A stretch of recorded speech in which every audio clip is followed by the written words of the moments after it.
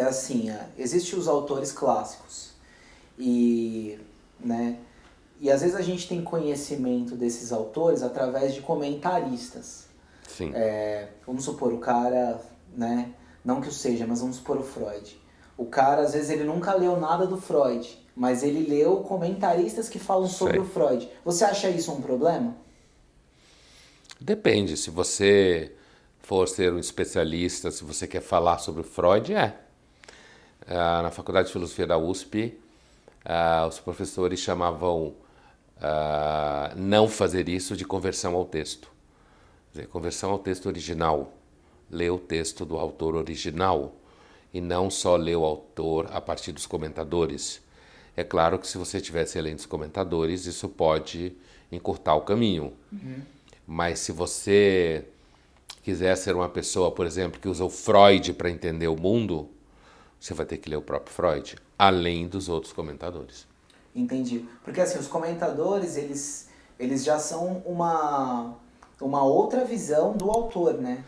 Ele já não é o Claro, autor puro mais, né? não é por isso que os professores falavam de conversão ao texto. Entendi. Justamente no sentido de que você faz uma conversão, digamos, a pureza não no sentido moral, mas a pureza do texto que o próprio autor escreveu.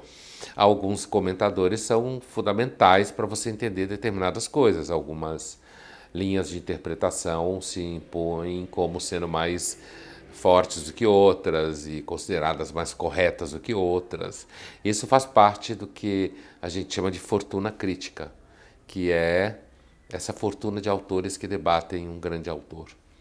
E assim, você como professor, por exemplo, tem textos que são muito difíceis de ler, né? Vamos supor, eu conheço várias pessoas que fazem psicologia e que dizem que não conseguem ler o Lacan. Sim. Como é, assim, você como professor falando para um aluno, qual é a caminhada para o cara conseguir ler e entender esses textos? Eu li Lacan, estudei Lacan há muitos anos. Lacan, de fato, tem uma linguagem complexa porque ele tem uma espécie de experimentalismo linguístico em que ele quer fundir forma e conteúdo. Depende, se você é um aluno de graduação, digamos, de jornalismo, e você quer estudar psicanálise, eu não acho que você precise ser exposto a um texto do Lacan, porque você vai fazer jornalismo, você não vai ser psicanalista. Então você pode ler um texto, por exemplo, do Jacques Lamillet comentando Lacan, por exemplo, ou do Jorge Forbes, aqui em termos de Brasil, ou do Ricardo Goldenberg, ou do próprio Dunker, que são todos especialistas em Lacan. Agora, se você vai ser psicanalista lacaniano, então você vai ter que estudar o próprio Lacan, além de estudar todos esses outros comentadores importantes da obra do Lacan.